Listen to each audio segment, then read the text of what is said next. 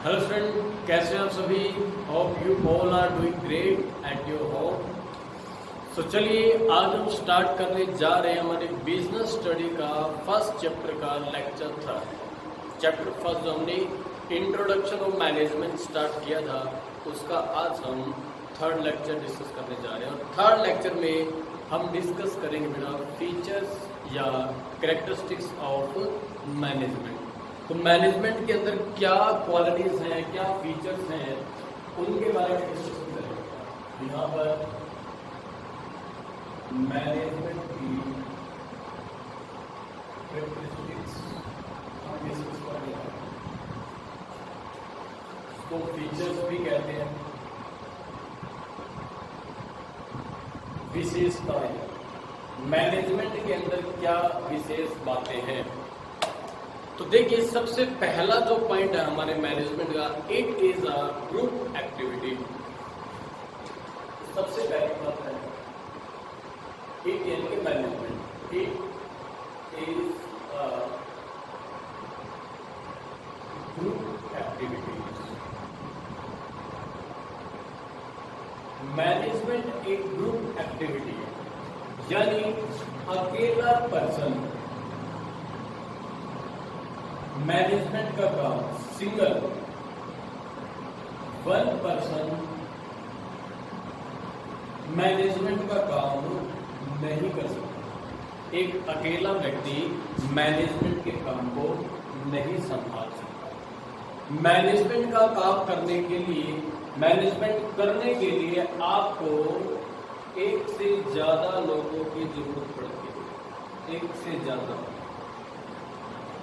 अभी हम समझेंगे कि एक से ज्यादा क्यों। अगर देखिए हमारा बड़ा बिजनेस है, हम लार्ज स्केल पे बिजनेस करते हैं, उसमें तरह तरह के हमको डिसीजंस लेने पड़ते हैं, प्लानिंग बनानी पड़ती है, ऑर्गेनाइजिंग करना पड़ेगा, स्टाफिंग करना पड़ेगा, देन उनको डायरेक्टिंग करना पड़ेगा, उनको बताना पड़ेगा क्या करना है, फिर लास्ट में जाके कंट्रोल करना पड़ेगा कि कहे मुताबिक काम हुआ है या नहीं हुआ। तो ये एक अकेला पर्सन सारे काम नहीं कर सकता। देखिए स्टार्टिंग प्लानिंग से करते हैं हम। प्लानिंग बनानी है बिजनेस के लिए, हमको क्या काम करना है, कब करना है, कैसे करना है, किसके द्वारा किया जाना है। फिर हमने देखना है कि पोस्ट क्या क्या रहेंगी हमारी, उन पोस्ट पर हमको पर्सन्स को क्या करना पड़ेगा, भर्ती करना पड़ेगा, है ना। तो ये जो हम पोस्ट पर स्टाफिंग करेंगे, ह्यूमंस को लगाएंगे, तो उसके लिए आपको पर्सनल डिपार्टमेंट की हेल्प लेनी पड़ेगी। पर्सनल डिपार्टमेंट क्या होता है कि ऐसा डिपार्टमेंट होता है ऑर्गेनाइजेशन के अंदर जो मैन पावर है उसको रिटेन करता है, मेंटेन करता है, अपॉइंट करता है। यानी उनके हाथ में होता है कि उनके लिंक में वो सारा दिन उनका काम सिर्फ एक ही है, मैन पावर के टच में रहना। कौन आ रहा है, कौन छोड़ के जाएगा, किसको, क्या हम बिजनेस बड़ा कर रहे हैं तो हमें किसकी और जरूरत है, कितने लेवल को, वो सारा हम वहाँ को पर्सनल डिपार्टमेंट काम पूरा करके देता है। तो एग्जाम्पल के साथ हम समझते हैं कि इतने ज्यादा लोगों की जरूरत हमको मैनेजमेंट करने के लिए क्यों है। जैसे मान लीजिए आपने बिजनेस को एक्सटेंड करना है, बढ़ाना है, बिजनेस को बड़ा करना है आपने।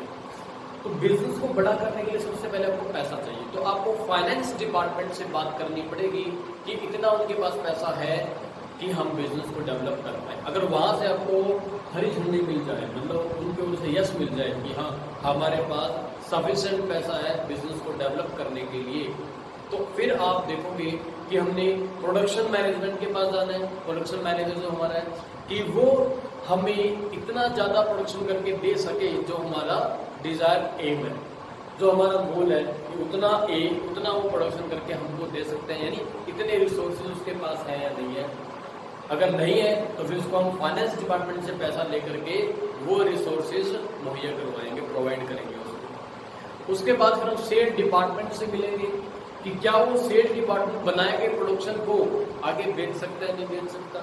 तो 3% तो यही इन्वॉल्व होंगे हमारे टीम मैनेजर। उसके बाद सेल मैनेजर, मार्केटिंग मैनेजर भी रखता है अपने नीचे, जो सेल का एक पार्ट होता है मार्केटिंग मैनेजमेंट।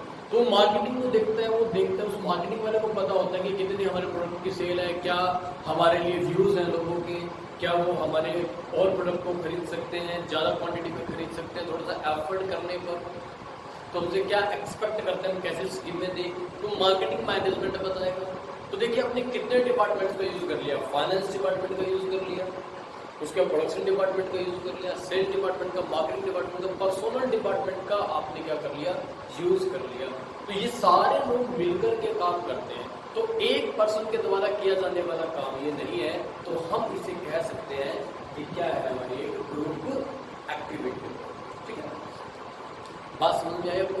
हाँ, एक चीज आप यहाँ पे जरूर ध्यान रखना, अगर हमारा बिजनेस स्मॉल है, छोटा बिजनेस कर रहे हैं, तो उस जगह पर एक ही पर्सन मैनेज भी कर सकता है सारे डिसीजन, एक पर्सन अकेला, तो ये छोटा बिजनेस है, तो हमें अलग से इतने ज़्यादा मैनेजर्स रखने की जरूरत नहीं है। तो यहाँ जो हम मैनेजमेंट को एक ग्रुप एक्टिविटी कह रहे हैं, तो किन के लिए कह रहे हैं, जो लार्ज स्केल पे काम करते हैं, जो लार्ज स्केल पे काम करते हैं, उन लोगों को हम क्या बोलते हैं, उन लोगों के लिए मैनेजमेंट एक ग्रुप एक्टिविटी। चलिए, पहला पॉइंट आपको समझ में आ गया। तो दूसरा पॉइंट है management is goal oriented. Management is goal oriented. तो मैनेजमेंट क्या है, एक गोल ओरिएंटेड, मैनेजमेंट एक गोल ओरिएंटेड,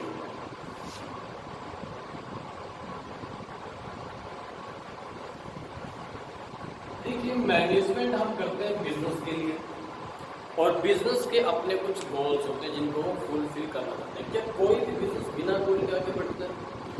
सबका गोल प्रॉफिट कमाने का होता है, सबका गोल सेल ज़्यादा करने का होता है, सबका गोल कॉम्पिटिटर से आगे निकलने का होता है।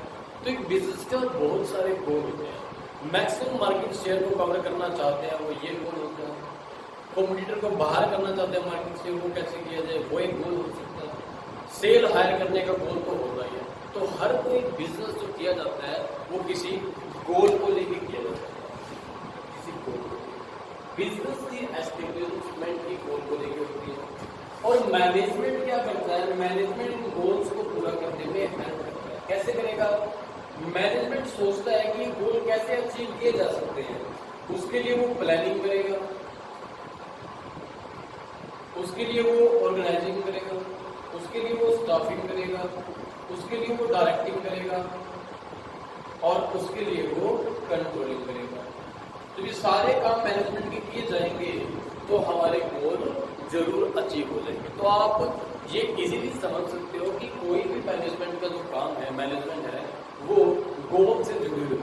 मैनेजमेंट का मेन काम जो होता है वो गोल ओरिएंटेड होता है। सारे काम गोल्स को ध्यान में रख के किए जाते हैं। एक मैनेजर अपनी नॉलेज का यूज करके, अपने एक्सपीरियंस का यूज करके ये सारे डिसीजंस लेते हैं। मैनेजर्स तो बहुत हैं और बिजनेस फेल भी बहुत हुए हैं। किस वजह से? मिस मैनेजमेंट की वजह से होते हैं। अगर वो मैनेजर आपका इतना काबिल नहीं है कि वो सही टाइम पर सही डिसीजन ले सके, तो आप उसे मतलब वो अच्छा मैनेजमेंट नहीं कर रहा, तो आपकी मैनेजमेंट अच्छी नहीं है, इसीलिए आपके बिजनेस डाउन जाते हैं, बंद भी हो जाते हैं काफी बिजनेस। तो ध्यान रहे हमारा कि जितना अच्छा हमारा मैनेजर होगा, जितनी उसकी क्वालिटी अच्छी होगी, उतना ही हमारा बिजनेस फ्यूचर में ग्रो करेगा। तो इसके बाद हम पढ़ेंगे तो थर्ड फीचर जो हमारी है बिजनेस की, मैनेजमेंट की, वो है it is a distinct entity. District कह दो या सेपरेट कह दो, सेपरेट एंटिटी। आप ये पढ़ते आए हो, प्लस वन में भी पढ़ा है आपने, सेपरेट एंटिटी का प्रिंसिपल हुआ पढ़ा। तो सेपरेट एंटिटी का मतलब क्या होता है, डिस्ट्रिक्ट एंटिटी का मतलब क्या होता है कि ओनर और business both are separate. Owner अलग है, बिजनेस अलग है। तो हम काम करते हैं बिजनेस के पॉइंट ऑफ व्यू से करते हैं, not owner point of view. तो यहाँ पर जो हमारा बिजनेस है और जो बिजनेस का ओनर है, वो दोनों क्या होते हैं, डिफरेंट पार्टीज। वो दोनों क्या होते हैं, डिफरेंट पार्टीज होते हैं। दोनों को अलग अलग समझा जाता है। इसका मतलब जरा समझिए। जैसे एग्जांपल देता हूं मैं, कंपनी बड़े लेवल के ऊपर काम करती है। कंपनी के अंदर बेटा ओनर्स तो अलग होते हैं, ओनर्स जो पैसा लगाते हैं, जिसको टेक्निकली हम बोलते हैं शेयर होल्डर्स। तो शेयर होल्डर्स बोलते हैं टेक्निकली। और जो मैनेजमेंट करते हैं, जो कंपनी में मैनेजमेंट करते हैं, उनको हम या तो बोलते हैं डायरेक्टर।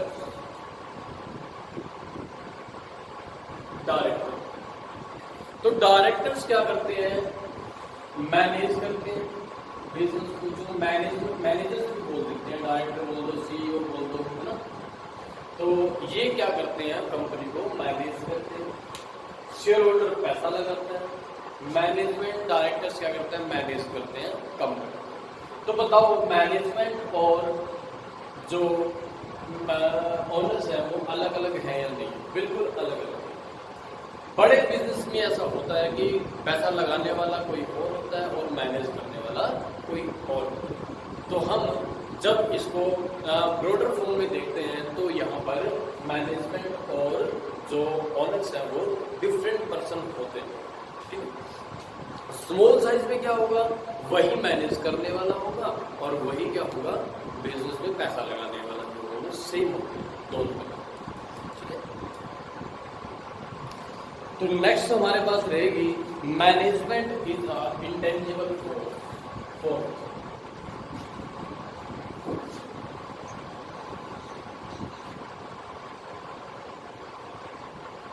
It is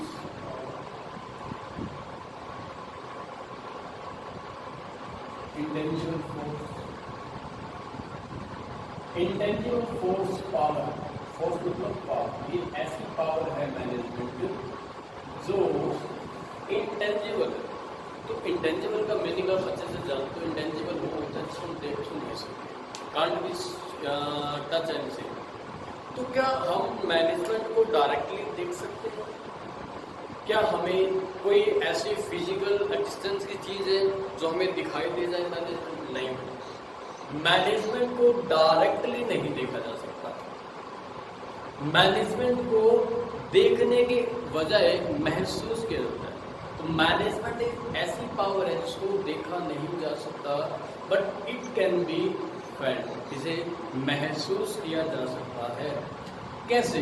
हम कैसे देखेंगे, मतलब कैसे महसूस करेंगे कि यहाँ मैनेजमेंट अच्छी है? तो कोई ज्यादा बड़ा इश्यू नहीं है मैनेजमेंट ये देखना कि यहाँ की मैनेजमेंट अच्छी है या नहीं है मैनेजमेंट। तो उसके लिए सिर्फ और सिर्फ आपने क्या देखना है? देखिए, अगर बिजनेस ईयर टू ईयर उनका ग्रो कर रहा है, बिजनेस ईयर टू ईयर, साल दर साल बिजनेस क्या हो रहा है? ग्रोइंग स्टेज में चल रहा है, यानी उनकी सेल बढ़ती जा रही है, उनका प्रॉफिट बढ़ता जा रहा है, उनका मार्केट शेयर बढ़ता जा रहा है। मार्केट शेयर मतलब नंबर ऑफ कस्टमर ज्यादा होते जा रहे हैं, मार्केट शेयर उनका बढ़ता जा रहा है, ठीक है। ये सारी चीजें उनके पॉजिटिव में। और पॉजिटिव क्यों है? क्यों बढ़ रहा है प्रॉफिट, क्यों बढ़ रहा है सेल? उम्मीद तो हर कोई करता है, लेकिन सबकी सेल थोड़ी ना बढ़ती है, सबके प्रॉफिट थोड़ा ना इंक्रीज होते हैं। किसके होते हैं? जिसकी मैनेजमेंट अच्छी होती है। और अच्छी मैनेजमेंट के लिए सही टाइम पर सही डिसीजन लेना जरूरी है। अब जैसे कि क्या हुआ, लॉकडाउन हुआ तो काफी लोगों ने अपना बिजनेस ऑनलाइन शिफ्ट कर दिया, होम डिलीवरी का सिस्टम स्टार्ट कर दिया। उन्होंने अपना बिजनेस रोका नहीं है। अब देखो क्या हुआ कि अपना चाइना के साथ फाइट हुआ तो वहां पर चाइनीज ऐप बैन किए गए। तो उन ऐप्स को बैन करने के बाद जो इंडियन जो है उनके पास एक चांस आया कि वो क्या कर सकते हैं, वो अपना कोई अच्छा ऐप जो उनकी ऐप को टक्कर दे उसके बना सकता है और बिजनेस ग्रो कर सकता है। अगर किसी ने सही टाइम पर सही डिसीजन ले लिया और सही ऐप मार्केट में उतार दिया तो फिर क्या होगा? तो फिर उनकी सेल बढ़ेगी, उनका मार्केट शेयर बढ़ेगा। तो इस तरीके से क्या होगा? इस तरीके से हम मतलब ये बता सकते हैं कि वहाँ की मैनेजमेंट अच्छी है, ठीक है। इसके बाद हमारे पास है management is a continuous process. Management is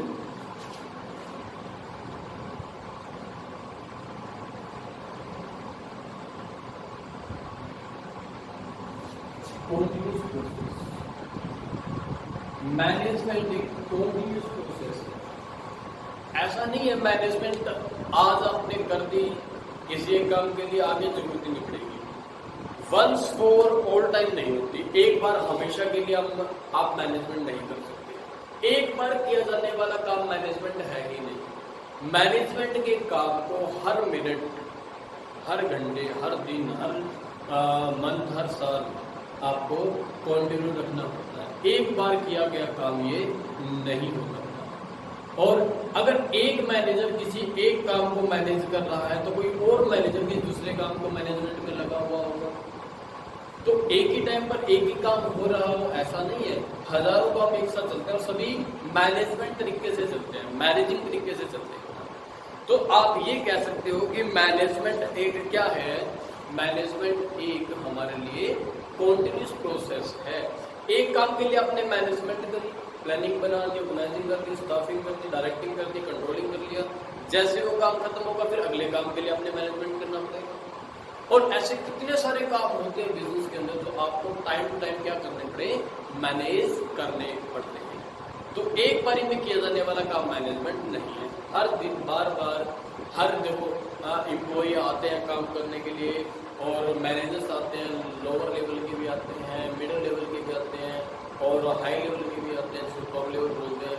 तो सभी आपस में कम्युनिकेट करते हैं कि आज ये काम करना है, ऐसे करना है, आज ये काम करना है, इस तरीके से करना है, आज यहाँ सामान देना है, इससे सामान देना है। ये सब क्या है, पार्ट ऑफ मैनेजमेंट। तो मैनेजमेंट जो है एक कंटिन्यूअस प्रोसेस। उसके बाद हम पढ़ने जा रहे हैं नेक्स्ट पॉइंट। तो देखिए नेक्स्ट पॉइंट हमारे पास, it is an inborn and it is an inborn और एक्वायर एबिलिटी।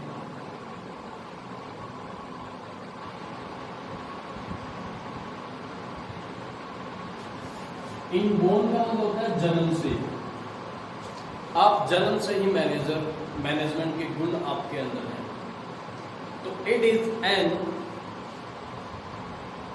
इनबॉर्न और एक्वायर एबिलिटी। ये क्या कहना चाहता है कि हो सकता है आपके अंदर मैनेजमेंट के गुण शुरू से ही हो। ठीक है, पहले क्या होता है, ट्रेडिशनल अप्रोच में क्या होता था, बिजनेस का बेटा बिजनेसमैन बनता था, बिजनेसमैन का बेटा बिजनेसमैन बनता था, ऐसा होता था। जो पेरेंट्स काम कर रहे हैं, किसान का बेटा किसान बनता था।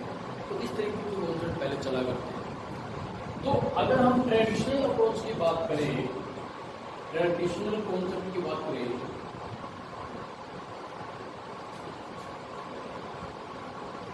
तो वहां को क्या मानना था, अगर कोई मैनेजर है, अगर कोई मैनेजर है, ये हमारा मैनेजर, और ये है इसके छोटे छोटे बच्चे,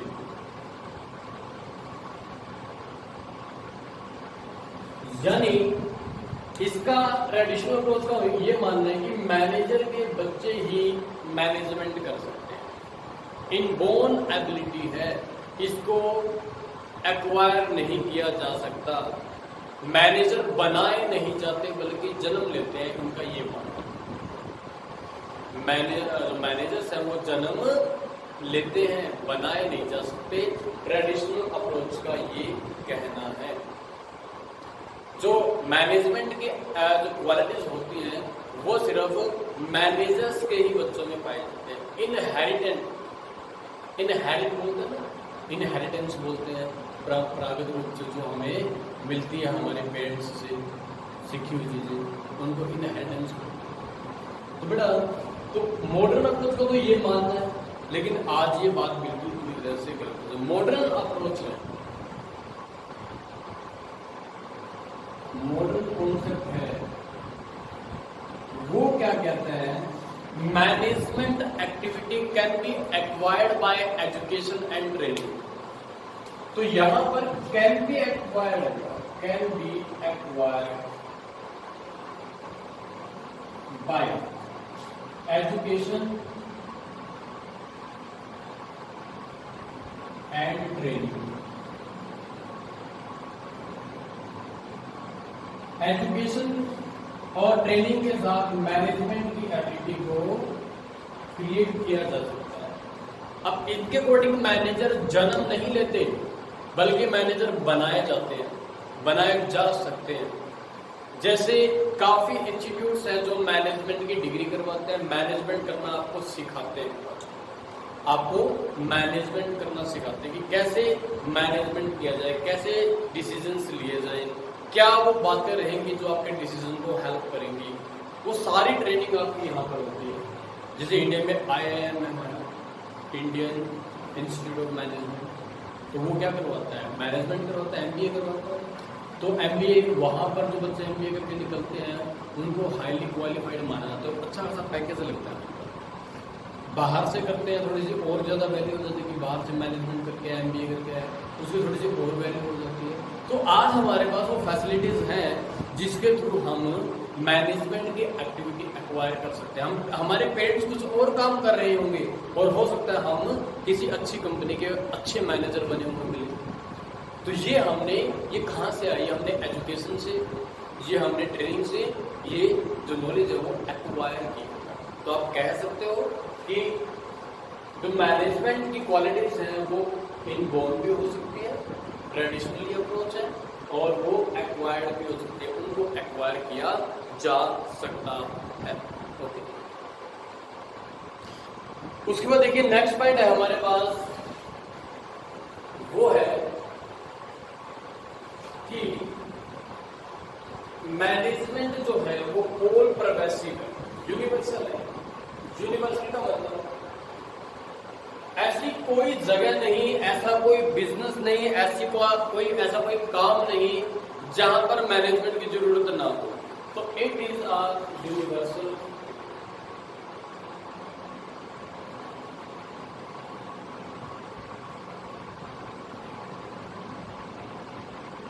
it is universal, all pervasive भी बोल देते हैं। यूनिवर्सल कहने के पीछे क्या मतलब, जो मैनेजमेंट है, जो प्लानिंग करना है, ऑर्गेनाइजिंग करना है, स्टाफिंग करना है और डायरेक्टिंग करना है, कंट्रोलिंग करना है, ये हर डिपार्टमेंट की जरूरत है।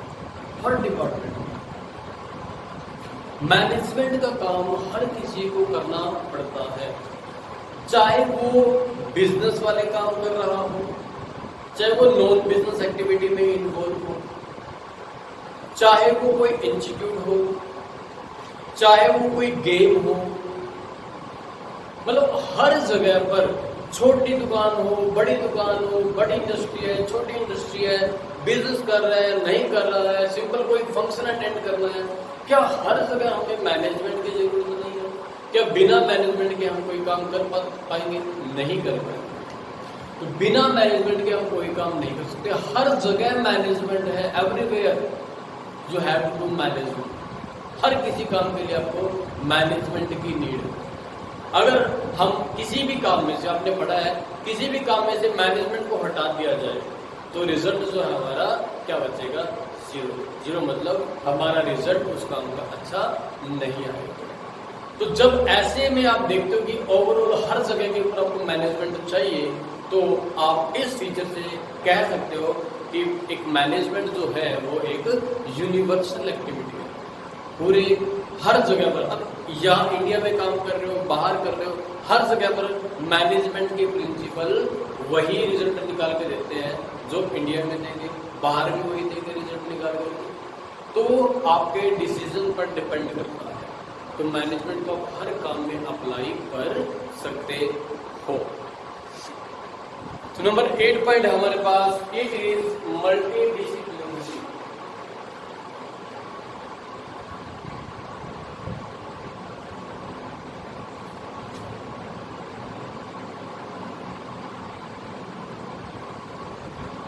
मल्टी डिसिप्लिनरी का मतलब क्या होता है? स्टार्टिंग में मैनेजमेंट को एक अलग सब्जेक्ट नहीं समझा जाता, बस छोटा सा एक पार्ट समझा जाता था कि हाँ कोई मैनेजमेंट की कोई चीज़ होती है। लेकिन आज के दिन मैनेजमेंट हमारा एक अलग से सब्जेक्ट है जिसको अलग से पढ़ा जाता है, पढ़ाया जाता है। तो मैनेजमेंट बना कैसे? मैनेजमेंट जो बना है वो काफ़ी और फैक्टर्स की हेल्प से बना है। काफी और चीजों की हेल्प से मैनेजमेंट बना है। और जब और फैक्टर्स को मैनेजमेंट में इन्वॉल्व करके मैनेजमेंट को बनाया गया, उसी को बोल देते हैं मल्टी डिसिप्लिनरी। तो इन चीजों को मल्टी डिसिप्लिनरी बोलते हैं हम। तो किस किस की हेल्प से मैनेजमेंट बना है, जैसे कि सोशल साइंस है, इकोनॉमिक्स है, मैथमेटिक्स है, इन सब का यूज करके हमने मैनेजमेंट को बनाया। साइकोलॉजी है, तो जैसे कि साइकोलॉजी है, सोशियोलॉजी है, और इकोनॉमिक्स है, स्टैटिक्स है, और मैथमेटिक्स है, इन सब का यूज करके हमने क्या बनाया है, हमारा मैनेजमेंट के रूल्स रेगुलेशंस बनाए। तो जब हम रूल्स रेगुलेशन इनके बेस पे बना रहे हैं, काफी चीजों पे डिपेंड करके हमने हर फैक्टर, हर तरीके से हेल्प ली है, तब जाके हमारा मैनेजमेंट का ये प्रिंसिपल्स बने हैं, रूल्स रेगुलेशंस बने हैं। इन सब फैक्टर की हमारी हेल्प है मैनेजमेंट के लिए ये चीज बनाने के, रूल्स बनाने के लिए। तो इसलिए हम कह सकते हैं कि मैनेजमेंट क्या है, मल्टी डिसिप्लिनरी, क्योंकि दूसरों की हेल्प से बना है। ये इसके लिए आपके लिए पॉइंट रहेगा। उसके बाद it is a social science. एक का सोशल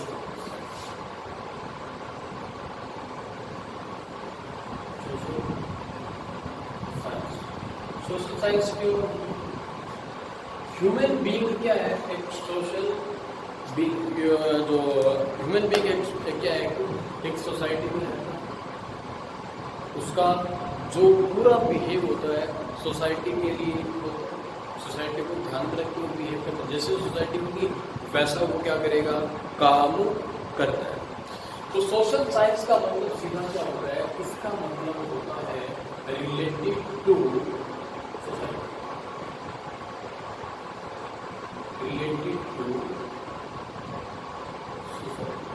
तो ह्यूमन बीइंग किससे जुड़ा हुआ है, ह्यूमन जो बीइंग है वो किससे जुड़ा हुआ है, वो सोसाइटी से जुड़ा है। उसके सारे काम सोसाइटी से कनेक्टेड होते हैं, ठीक है। तो मैनेजमेंट भी एक क्या होगा, सोशल साइंस है, क्योंकि मैनेजमेंट का रिलेशन भी किसके साथ है, ह्यूमन बीइंग के साथ। हम किसकी मैनेजमेंट करते हैं, किसके लिए करते हैं, ह्यूमन बीइंग के लिए करते हैं। इसी को ऑर्डर करते हैं, इसी के लिए प्लानिंग करते हैं, हम इनसे काम कैसे करवाना है, पोस्टिंग, डायरेक्टिंग इनको करते हैं, कंट्रोल इनको करते हैं। तो हमारा सारा कॉन्सेंट्रेट जो होता है ह्यूमन बीइंग पर होता है। ह्यूमन बीइंग से आप अलग नहीं कर सकते मैनेजमेंट को। ह्यूमन बीइंग्स हैं तभी हमें मैनेजमेंट की नीड। ह्यूमन्स को ही मैनेज किया जाता है हमेशा, मशीन को मैनेज नहीं किया जाता। हम machine manage by human being ये होता है। उस पर्सन को, उस मैन को एक ऑर्डर दिया जाता है कि आपको मशीन को ऐसे हैंडल किया जाता है, बट वो हैंडल तो ह्यूमन बीइंग ही करता है। तो आप ये कह सकते हो जैसे और सब्जेक्ट हमारे इकोनॉमिक्स है, सोशियोलॉजी है, ये हमारे ह्यूमन बीइंग, ह्यूमन बिहेवियर पर रिलेटेड होते हैं, मैनेजमेंट के रूल्स ह्यूमन बिहेवियर के ऊपर डिपेंड करते हैं। आगे जाके आप जब पढ़ोगे कि सारे जो प्रिंसिपल्स हैं मैनेजमेंट के, वो कॉन्सेंट्रेटेड हैं ह्यूमन की ओर। तो सारे प्रिंसिपल इंसान को ध्यान में रख के ही डेवलप किए गए हैं, जितने भी प्रिंसिपल आप पढ़ोगे बेटा।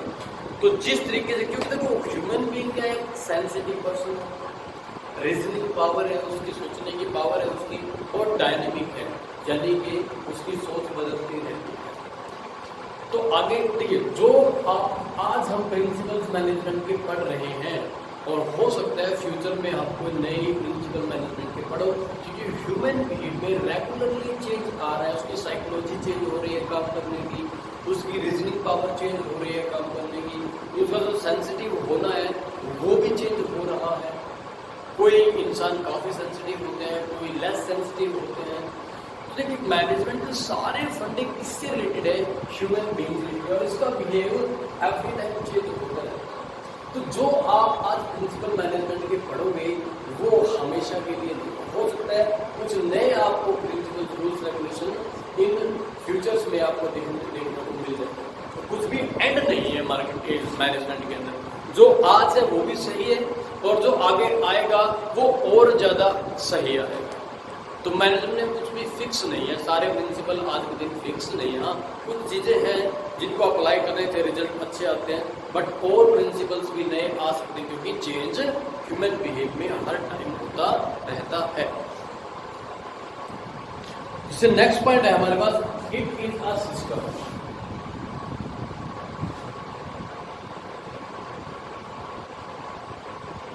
मैनेजमेंट एक सिस्टम। मैनेजमेंट को सिस्टम कहने के पीछे क्या रीजन रहेगा हमारा? देखिए, सिस्टम का मतलब समझिए, जो भी हम काम पूरा करते हैं, जो भी हम काम करते हैं, उस काम को करने के लिए आपको डिसीजन लेना पड़ता है। और जब वो डिसीजन आप लेते हो, कितनी बातों को सोचते हो? सिंगल एक ही चीज को सोचते हो या काफी फैक्टर्स होते हैं जो उस डिसीजन को इफेक्ट करते हैं? बताइएगा। वो काफी फैक्टर होते हैं बेटा जो आपके उस डिसीजन को इफेक्ट करते हैं। जैसे आपका रियल लाइफ का एग्जांपल लेता हूँ, आपको अपना करियर से रिलेटेड कोई डिसीजन लेना है, आप क्या करना चाहते हो उसके बारे में आपने डिसीजन लेना है कि आप क्या करो। तो क्या सिर्फ आप यही सोचोगे कि मुझे ये कोर्स करना है? ये नहीं सोचोगे कोर्स कहाँ से होगा, कितने रुपए में होगा, कोर्स करके जॉब आपको कहाँ मिलेगी, अच्छी नॉलेज आपको कौन दे सकता है, कितने रुपए की आपको जॉब मिलेगी, कहाँ आपको रहना पड़ेगा, पढ़ने के लिए कहाँ जाना पड़ेगा, कितने सारे फैक्टर्स हैं। और क्या आपके फैमिली वाले आपको अलाउड करेंगे? तो डिसीजन नहीं करते, उसके पीछे कितनी स्टोरी छिपी है, कितनी चीजों को आपको सोचना पड़ेगा एक डिसीजन लेने के लिए। जब बिजनेस के अंदर भी कोई डिसीजन लिया जाता है, सिर्फ एक डिपार्टमेंट को सोच के नहीं लिया जाता, पूरी फॉर्म को, पूरी ऑर्गेनाइजेशन को देख के डिसीजन लिया जाता है कि पूरी ऑर्गेनाइजेशन के लिए उस डिसीजन की अहमियत क्या होगी। तो जिस तरीके से आपने अपने करियर के लिए डिसीजन लिया है, उसी प्रकार ऑर्गेनाइजेशन भी अपने फ्यूचर को देख के डिसीजन लेती है, क्या उसको करना है, कैसे करना है, किससे करवाना है, और क्या उसके लिए सही है, क्या उसके लिए गलत है, कितना पैसा इन्वेस्ट होगा, इतना पैसा फॉर्म में है या नहीं है। तो जब कोई भी डिसीजन फॉर्म के अंदर लिया जाता है, वो सबको, सभी डिपार्टमेंट, जो डिपार्टमेंट्स हैं,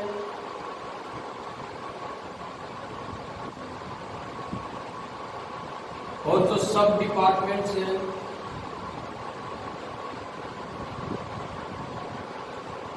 सबको ध्यान रखा जाता है। छोटे बड़े लेवल के ऊपर उस डिसीजन का क्या इफेक्ट पड़ना है या पड़ेगा, तो सारे डिसीजन लिए जाते हैं, इसीलिए इसको बोलते हैं सिस्टम। यानी सिस्टम का मतलब क्या समझेगा यहाँ पर? सिस्टम का मतलब ये होता है, डिसीजन लेने के लिए आपको काफी फैक्टर्स को ध्यान रखना पड़ता है।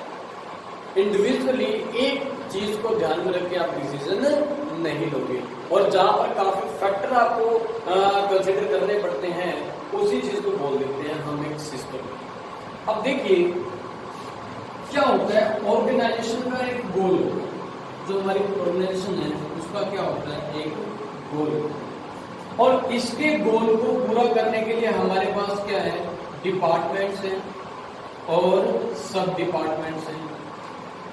इनका सेपरेट गोल हो सकता है, अलग अलग, दो डिपार्टमेंट का अलग अलग गोल, एक ने सेल करना है, एक ने मैन्युफैक्चर करना है, एक ने मार्केटिंग करनी है, ऐसे गोल अलग अलग होता है। लेकिन उनके सारे गोल किससे कनेक्टेड होते हैं? ऑर्गेनाइजेशन के गोल से होते हैं। इसके गोल को ही पूरा करने के लिए ये अपने अपने अलग अलग गोल कंप्लीट करते हैं। तो इनके गोल सारे किससे कनेक्टेड होंगे? ऑर्गेनाइजेशन के गोल से होंगे। सबके अलग अलग राइट एंड ड्यूटीज आप उनको दे देते हो, उनको अलग अलग टारगेट देते हो कि आपने ये काम करना है, लेकिन वो सारे काम को, सबके काम को जो आप देखोगे, वो सबके काम का जो कैलकुलेशन है वो किसके गोल से जुड़ा होगा? वो ऑर्गेनाइजेशन के गोल से जुड़ा होगा। तो किसी भी डिपार्टमेंट को ऑर्गेनाइजेशन के गोल से अलग नहीं किया जा सकता। तो जो ऑर्गेनाइजेशन डिसाइड करेगा, वो सभी डिपार्टमेंट्स को ध्यान में रखकर ही, सबसे कंसल्ट करके ही कोई डिसीजन लेता है। तो इस वजह से हम इसे क्या कहते हैं, एक सिस्टम बोलते हैं बेटा। तो इसके बाद का जो हमारा पॉइंट होगा वो है, तो देखिए उसका नाम बेटा, management is a dynamic function. Management एक डायनेमिक फंक्शन है। कैसे? डायनेमिक का मतलब क्या होता है? चेंज होना, चलते रहना, गतिशील रहना। तो मैनेजमेंट एक क्या होगा? Dynamic function.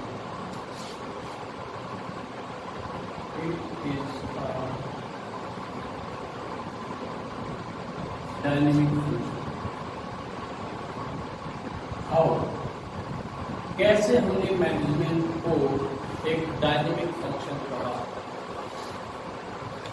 बिजनेस काम कैसे इन्वायरमेंट में करता है?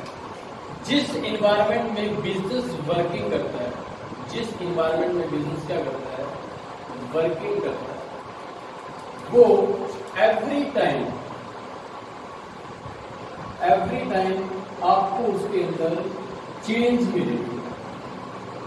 यानी business working in a changing environment. तो जो जिस इन्वायरमेंट के अंदर बिजनेस काम करता है वो इन्वायरमेंट क्या है, रेगुलरली चेंज होता रहता है। अब इन्वायरमेंट का मतलब ये होता है thinking of customer, technology, government policies, ये हर टाइम पे बदलती रहती है। Taste and preferences of customer, क्या उनको पसंद है, क्या नापसंद है, ये हर टाइम बदलता रहता है। जो आज आपको पसंद है, हो सकता है 5 साल पहले आपको वो पसंद नहीं था। जो 5 साल पहले पसंद नहीं था, आज आपको क्या पता वो पसंद हो, ऐसा हो सकता है। तो आप एक चेंजिंग इन्वायरमेंट में क्या कर रहे हो, काम करता है बिजनेस।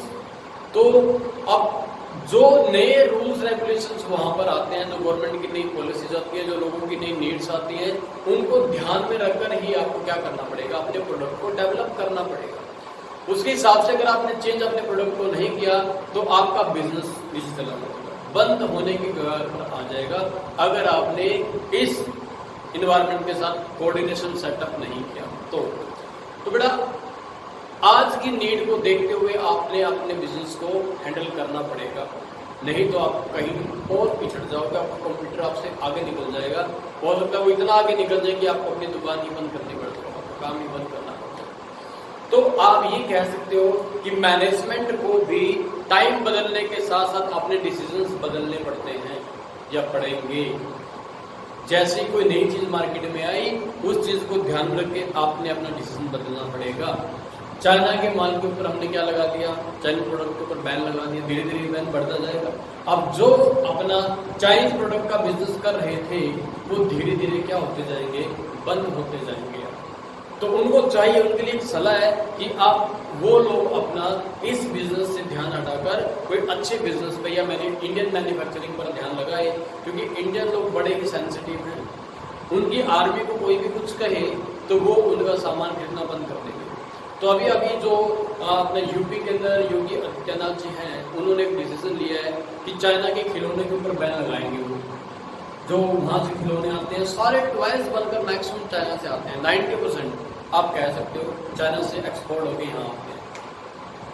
सो अब चाइनीज प्रोडक्ट पे बैन लग गया तो फिर कुछ कंपनीज को उन्होंने जगह दी है। तो कभी 72 कंपनीज जिन हैं जो टॉयज बनाने में इन्वॉल्व हैं, उन्होंने अपनी सहमति जताई है, इंटरेस्ट दिखाया है कि हम यहाँ पर आकर टॉयज मैन्युफैक्चरिंग का काम स्टार्ट करेंगे। तो हो सकता है 2-3 साल में आपको वो चीज़ देखने को मिल जाए और टॉयज मार्केट के ऊपर भी इंडियन जो बिजनेसमैन है उनका कब्जा हो जाए। फिलहाल तो पूरी तरह से चाइना का कब्जा हमारे टॉयज के ऊपर है।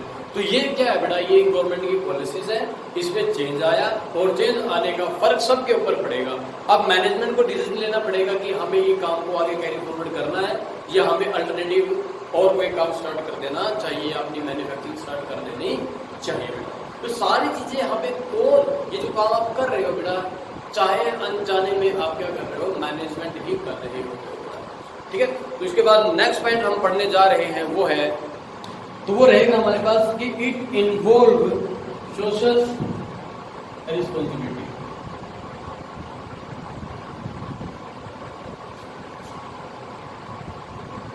सोशल रिस्पॉन्सिबिलिटी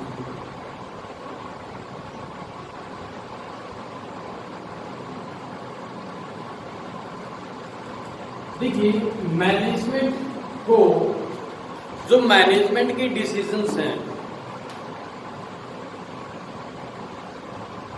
मैनेजमेंट के जो भी हमारे डिसीजंस होंगे उनको अलग नहीं किया जा सकता सोसाइटी से।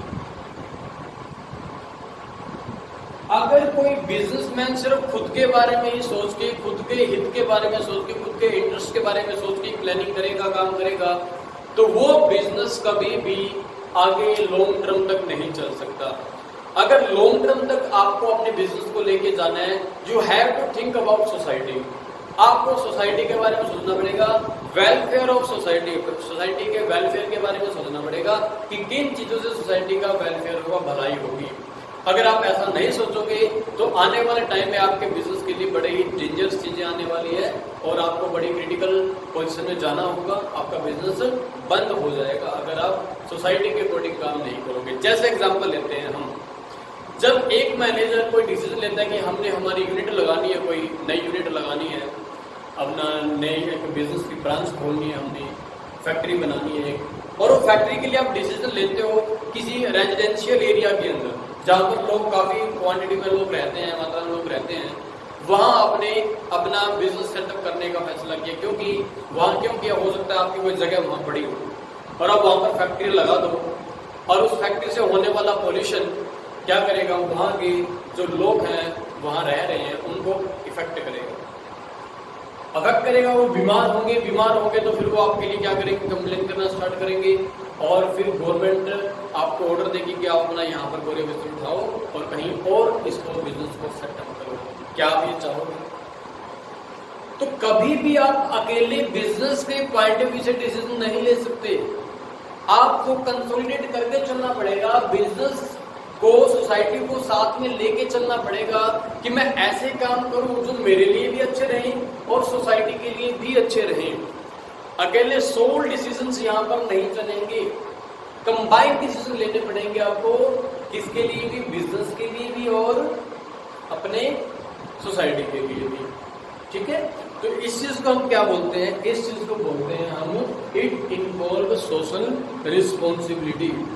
इवन जब आप डिसीजन लेते हो तो आपको बिजनेस सोसाइटी के बारे में भी सोचना पड़ेगा, अपने एम्प्लॉय के बारे में भी सोचना पड़ता है, अपने मैनेजर्स के बारे में सोचना पड़ता है, सबको देखकर ही आपको डिसीजन लेने पड़ते हैं बेटा। अब सोसाइटी के लिए और क्या कर सकते हो आप?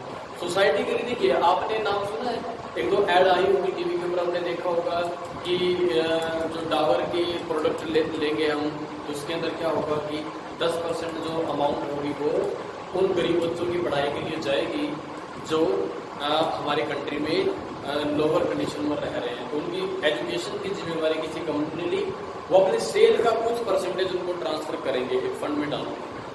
तो ये चीज रहती है हमारे लिए। तो आप सोसाइटी का वेलफेयर कैसे कर सकते हो? नंबर 1, एक तो आप ऐसी जगह पर, ऐसी एरिया फैक्ट्री लगाओ जहां पर लोग कम रहते हैं। उसके बाद आप इंफीरियर गुड्स मत बनाओ सोसाइटी के लिए, घटिया तरीके का जो माल है वो आप सप्लाई मत करो, और जो प्राइस है वो हायर मत करो, कम प्राइस पर आप सामान प्रोवाइड करवाओ। एम्प्लॉयमेंट की अपॉर्चुनिटी दो पब्लिक को, वहाँ के लोगों को, ताकि वो आकर के अपने आपके यहाँ पर एम्प्लॉयमेंट कर सके।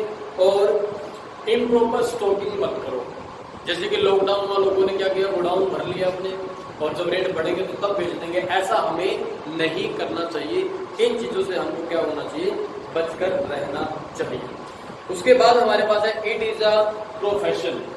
प्रोफेशन के लिए तो आप काफी चीज जानते हो कि हम मैनेजमेंट को क्या बोल रहे हैं, प्रोफेशन। प्रोफेशन हम उस चीज को बोलते हैं बेटा जिसकी हम नॉलेज लेकर के, उसकी नॉलेज लेकर के, एजुकेशन से, ट्रेनिंग से हम वो चीज हमको बन सकते हैं।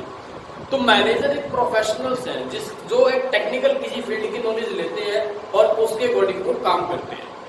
तो मैनेजमेंट की तो कुछ ऐसा ही है, ट्रेनिंग और एजुकेशन से आप मैनेजमेंट की क्वालिटी को एक्वायर कर सकते हो और उसके अकॉर्डिंग आप लोगों को गाइड करते हो। तो लोगों को गाइड करना क्या है, प्रोफेशन है बेटा।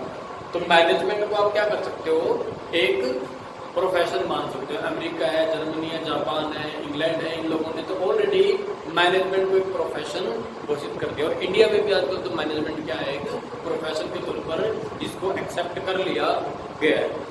लास्ट है साइंस एंड आर्ट्स। मैनेजमेंट को साइंस और आर्ट कहा जाता है। साइंस क्यों है? साइंस होने के पीछे एक ही रीजन है कि मैनेजमेंट के अपने फंडे, अपने रूल्स रेगुलेशंस है। आगे आप जाके पढ़ोगे, प्रिंसिपल्स है मैनेजमेंट की, अपने रूल्स रेगुलेशंस है, तो इसलिए उसको साइंस कहा जाता है। आर्ट क्यों कहा जाता है? क्योंकि हमारे पास काम करने का सिस्टमेटिक वे है। प्लानिंग बनाएंगे, ऑर्गेनाइजिंग करेंगे, स्टाफिंग करेंगे, डायरेक्टिंग करेंगे, कंट्रोलिंग करेंगे। तो एक सिस्टमेटिक वे से हम काम पूरा करते हैं, तो वो हमारे लिए क्या हो जाता है, वो हमारे लिए हो जाता है बेटा आर्ट। तो ये थी हमारे पास अकाउंट मैनेजमेंट की फीचर्स। तो ये मैनेजमेंट की हमारी फीचर्स थी। Thank you.